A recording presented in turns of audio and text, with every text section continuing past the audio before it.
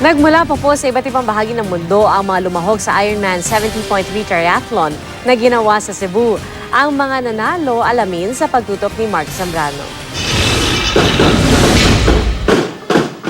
Dahil sa matinding physical demand ng triathlon, mga bata't matitipuno lang ang karaniwang nangangahas na subukan ito.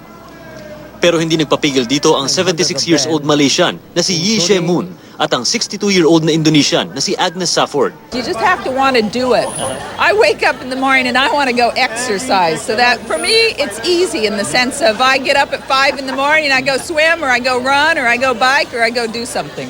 Kabilang sila sa nakipagtagisan ng lakas sa Ironman 70.3 Philippines sa Cebu na hinati sa 1.2-mile swim, 56-mile bike at 13.1-mile run.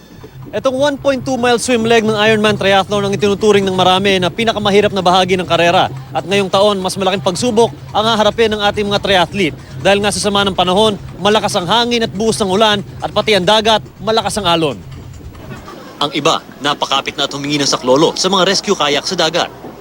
Sa huli, naagaw ng Australiano at first-timer sa karera na si Courtney Atkinson ang corona mula kay 3-time champion Pete Jacobs.